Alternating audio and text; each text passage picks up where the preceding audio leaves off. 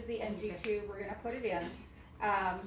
This is going to go into the stomach, so it's not sterile. It's going to a dirty place that's full of acid, so we're okay with it not being sterile. You will need some goop, so I don't know if you could give me mannequin lube. But it doesn't need to go on a sterile field. It comes in just an NG tube. They're usually different Frenches. This one is a 14 French. There's 14 French, 16 French, 18 French. They're like Foley's. I think it's the larger size is the larger diameter. So this one's actually kind of a smaller diameter. So all you need is lube and the actual NG tube. And you'll need probably some suction if you're going to have an order to hook it up to suction. I don't know what your order says, but if it says hook it up to suction, you'll need suction setup. Did they go over suction setup in block one? When you have a suction setup, you always need a canister, no matter what you're suctioning, because otherwise, if you just go straight from suction to if you just hook up suction straight to the canister, it'll work, which is a huge biohazard. We have to close down rooms if patient bodily fluids get into the wall. And it actually molds in the wall if you don't report it. So, believe me, we've had to shut down like strings of rooms because something got into the wall. So never, ever, ever straight to the wall, okay? No matter, even if you don't think you're just suctioning air, always put it to a canister. So you will always need to hook up suction. You will need two, in a second, you need two suction tubings. And then you will take a canister. You can close up all the holes and just undo the ones you want. It comes like, sometimes it comes like this with like a little octopus. You're just supposed to just cover up all the holes. Just go ahead and cover up all the holes. You don't, and then you can take them apart. But you need all these holes covered up to make vacuum. There's a vacuum section which has a filter at the bottom. So the vacuum section is supposed to go from the wall to the canister. And you hook it up to the vacuum side of the canister. That's because if this fills up all the way, the filter will keep anything from getting into the wall. So you're going to hook the wall up to the vacuum side of the canister, and then the other side, there's one that says patient. You'll take that side and hook it up, and that will be your patient side. You can check your suction by turning it on and checking to make sure there's suction on it. So always have a canister. Don't make anybody close down rooms. So that's just if you need suction for your NG tube. When you're putting the NG tube in, measure it before you put it in. You will go from the nose to the ear, through the back of the throat, so you're just going to kind of hold it up against their head, through the back of because it's going to travel through their nasal passages to the back of their throat, and then down their throat into their esophagus and down into their stomach. The stomach sits right at the bottom of the rib cage. So I measure another inch or so below the bottom of the rib cage. So we'll go to the bottom of the rib cage and then take another inch.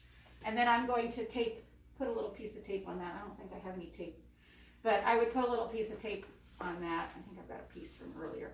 And then measure it, because that's where you want it to go. So I would put a piece of tape there, like with a little flag or something, a little piece of paper tape or whatever, and flag it where I want it to stop. This will be where you stop putting it in the nose, because you measured how far back to the back of the throat and you measured how far back into the stomach, so that's where you insert it to. Each one of these little tabs on here, there's no numbers. Some of them have numbers, but all of them start being numbered at 50 centimeters, and each increment is 10. So this is 50, 60, so each increment will be 10 centimeters. So you can kind of look at this and say, my tape measure was at 50, 60, little less than, you can say 60, 68 centimeters. Sometimes you can fold it in half, and that's the 5 centimeter mark. So it's like, you kind of guesstimate. But you can say, I'm going to insert this to 67 centimeters because that's where I did my mark, 67 centimeters. And that's all you really need to do to prep it, measure it. You'll lube up the end. If you have a little packet, you can stick this in there. Lube it up really good, because the worst part is going through the nose. Oh. If you've had a MRSA swab or a COVID swab, it's that times 4 or 10, because it hurts. And you're not only pushing to the edge of the nasal passage, you're pushing through the nasal passage to the back of the throat. So this is where it bleeds and it hurts, and so you want to do that part as fast as possible. Get it to the back of the throat. This hurts till you get to the back of the throat. Once you get to the back of the throat, they will start to cough and gag because you're in the back of the throat, and that's a reflex. So they will cough and gag. The important thing is when they get to the back of the throat and they start coughing and gagging, just stop. Just stop. Okay, you're there. You're in the back of the throat. The worst part is over, and you can tell them the worst part is over. The pain is over. Now I'm just going to have you swallow it, because that's what you want them to do. It's in the back of the throat, just like a piece of food. You want to have them swallow it. Mm. Do not keep pushing while they're coughing, because what's open when they're coughing? Their airway. Their trachea is open when you're coughing, and if you keep shoving while they're coughing, where could this go? It's either going to go to the esophagus or trachea, and you do not want it going in the trachea, because then you're going to put it in the lungs. So do not push it forward while they're coughing. So the best way to do it is just to say, you're good, worst part's over now. You have your little tag on the end there, so you don't need to keep, holding it right there. What I'm going to do at this point when they're coughing and gagging is say, all right, it's in the back of your throat. We're done. The worst part's over. It's through your nose. Now I just need you to swallow. So when they're done coughing, what are they going to do? What do you do when you're finished coughing? You clear your throat? You take a breath. You swallow. Oh. Try it when you get home. Try not to swallow after you cough. It will hurt. It will physically, it's a reflex. Because when you cough something up, you have to swallow it. That's what I've been doing. So you probably the first thing you do is take a breath after you cough, but then you will swallow. Okay? So what you're going to do, let him finish coughing, gagging, doing whatever. Don't push forward. Push chin to chest. Normally we want the airway open, but now we want the airway closed. So push chin to chest. Just have him put your chin to your chest now, finish coughing, and then I'm going to have you swallow. So at this point, you would give them something to drink. If they're not NPO, give them water. Let them drink. And while they're swallowing, you're going to push. Because then the esophagus will physically catch it and take it. It's a muscle that pulls food down. So we want it to pull, and it will, if you are in there, you will feel it actually take a jump when the esophagus catches it. And it's like catching a wave. You just want to do gentle pressure. So let them have the, okay, take a drink, take a couple of swallows, and you are holding pressure, and you will feel the esophagus pull on it, and then you push it down the rest of the way. Once the esophagus pulls it, it goes down really easy. You feel like no more resistance. It's got it. So what I would just say is, okay, chin to chest, swallow. And usually they need ice chips or water to swallow. You can sometimes, after they're done coughing, try and get it there. Okay, we're stopping, put your chin to your chest, go ahead and finish coughing, and when you're done finishing, sometimes if they finish coughing, I try to do a little push right there and see if I can get it, going then, and if that doesn't work, then I will say, okay, now it's time for you to cough swallow. If they're NPO, give them like 4 to 5 ice chips. I know, you're like, oh my God, they're NPO, I can't give them ice chips. Well, 4 to 5 ice chips are just gonna melt in your mouth. They're not gonna actually get down into your stomach, but it will stimulate a swallow. So I'll be like, okay, you can have some ice chips, and usually if they're NPO, they're so happy to have ice chips.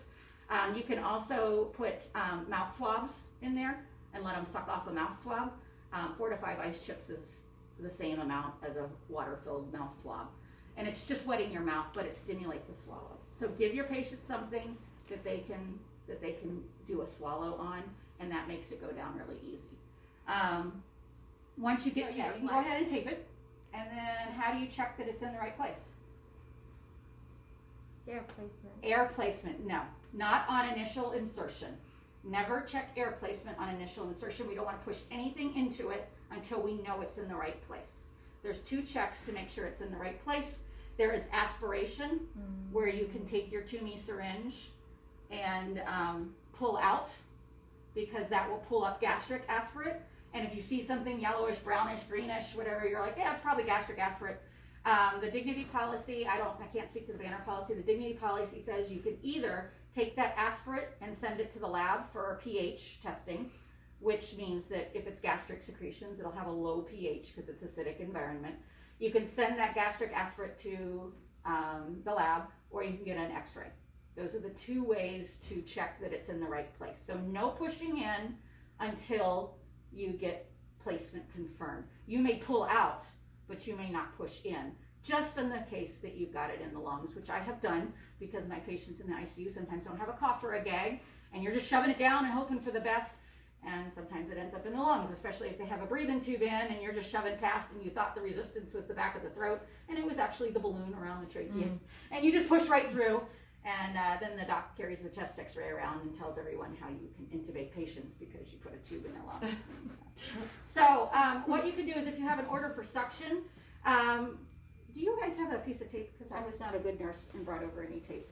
I'm going to show you, they do have anchors for this, commercial stat-lock anchors that go on the nose and then have a little, like, looks like a cable tie clip that goes around the NG tube. You can also make a tape one, so she's going to bring me some tape. The important part is to anchor it so that it is in the middle of the nose, okay? You don't want to anchor, I've seen plenty of people anchor that so that it's up at the corner of the nose and it's taped flush against the corner, and you're going to end up getting nose breakdown. And then you get in trouble for getting a pressure-related ulcer at the hospital. So if you have a piece of tape, and that's all you have, and you don't have the commercial anchors, grab a long piece of tape and then give it pigtails, cut it in half, but not the whole way down.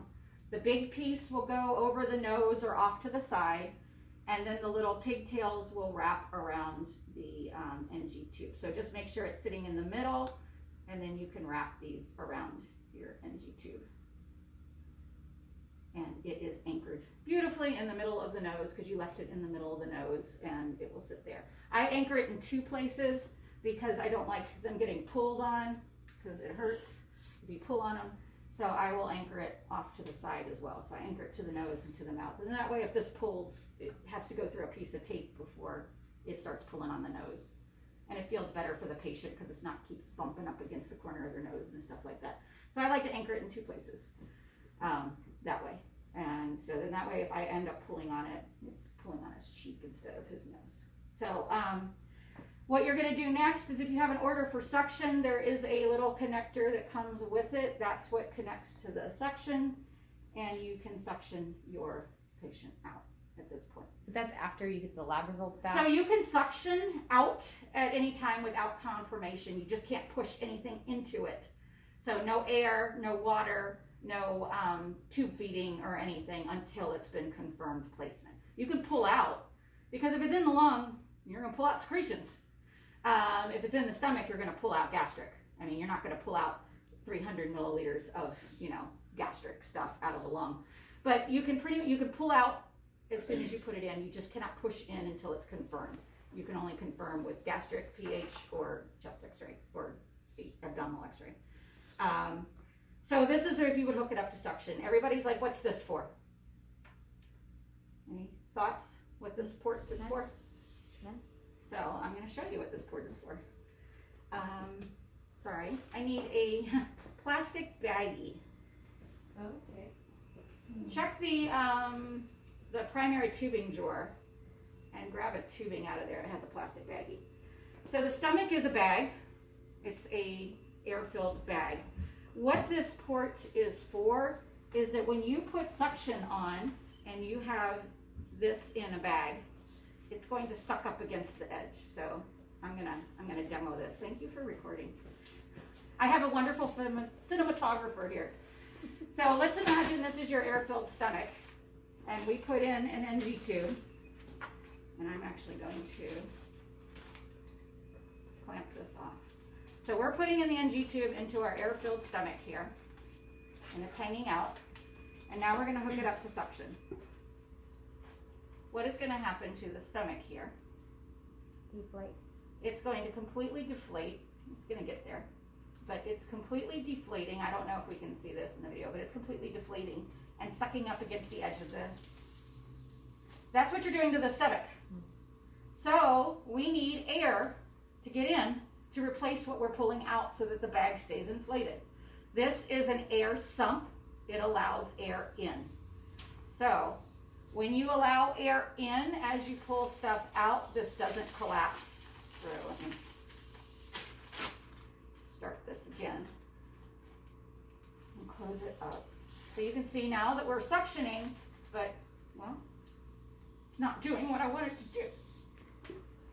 You can actually feel the suction on here. It's pulling air in as we suction air out. So what this is doing is it's doing a separate channel of air, and it's actually not suctioning tight. There's still air around there. And so you're allowing contents to be suctioned out, but it's not collapsing and going up against the side. It's pulling air in as secretions are being sucked out. So if this gets full of water or tube feeding or anything, then it's not able to pull air in. And so what happens is the stomach starts getting deflated. So this is a one-way valve that blue goes to blue, and you can see there's holes in there. That allows air pulling in, but no secretions or anything coming up through this channel.